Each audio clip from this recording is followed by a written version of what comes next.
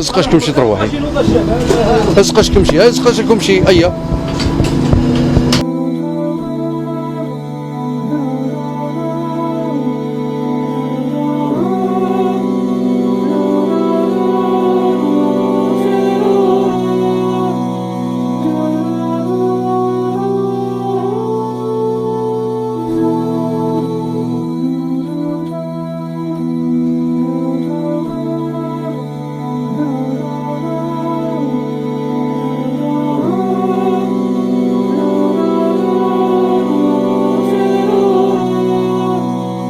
والي وهران يصنع الحدث في خرجة تفقدية بالولاية.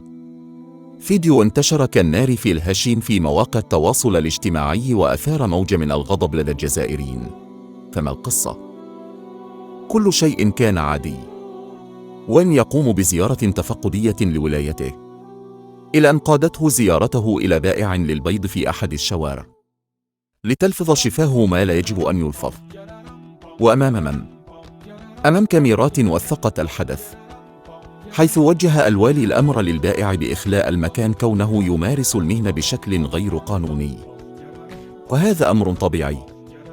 لكن الأمر الذي أثار حفيظة الجزائريين هو الأسلوب الفظ والكلمات الجارحة التي استعملها الوالي، حيث تكلم بطريقة غير لائقة توحي بأنه هو السيد والبائع مجرد عبد جرد من كرامته واحترامه. لكنها ليست المرة الأولى، فقد عاش الجزائريون مثل هذه المواقف من قبل، وقد تكررت كثيرا في السنوات الأخيرة. فمن منا لا يذكر حادثة والي مستغان، حينما كان المواطنون ينقلون انشغالاتهم له ليرد بطريقة مستفزة على امرأة طالبت بالسكن. درتها خرجوا فيا قالوا لي تخرجوا ما عنديش منهم. تسكني؟ غنسكن هنا. وين هنايا؟ هنا كاين. يعني تاع من هذه؟ تاع واحد مسكني في سبيل الله. كيف ندبر راسي؟ كما أنه طرد مهندس المشروع متحججا بهندامه. وانت ثاني شنو هذا جاي لابس لي فيستا ميليتار وجاي يا روح جيب لي فيستا ميليتار هنا تسبر انا نقصر معاك ولا مسخير قلة حياء.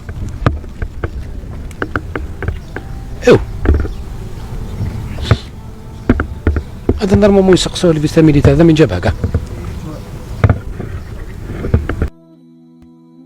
لتخرج بعدها المرأة في تصريح للقنوات التلفزيونية مع السيدة صحراوي فاطمة التي صحراوي فاطمة المسمى دبر راسك من عند السيد الولي الحقار.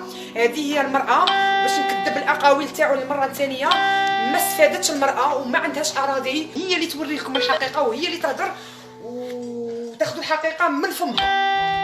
راني زعما ساكنه في سكنة واحد عاطيهاني قال لي سكني فيها بلا ما فرج لك ربي. والي كي شكيت له قال لي دبري راسك. هذه دبري راسك هذه انا ما فهمتهاش يا هو يقولها كاع ولا يقولها غير هي انا اللي مسكينه ما عندي مدخول. ويقوم المهندس بتوضيح حول ملابسه. انا اسمي بودرة كريم، مهندس دولة في التعمير والبناء، رئيس القسم الفرعي للتعمير لدائرة بوقيرات.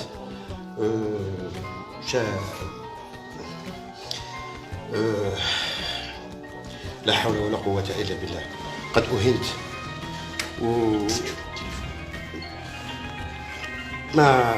ما عندي ما عسى أن أقول حسبي الله ونعم الوكيل. اللهم إني قد ظلمت. ويا هل ترى هل العامل البسيط الموظف العمومي البسيط ياك هذه فيسا ميليتار هذه.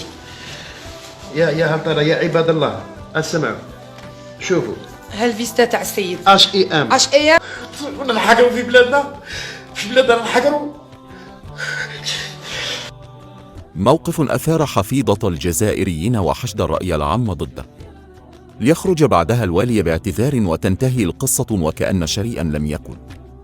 وفي سنة 2019 قام والي معسكر بإهانة مواطن، قائلا أن مستواه التعليمي لا يسمح له بمناقشته في أحد نقط المشاريع. الناس اللي قرات المستوى نافياماني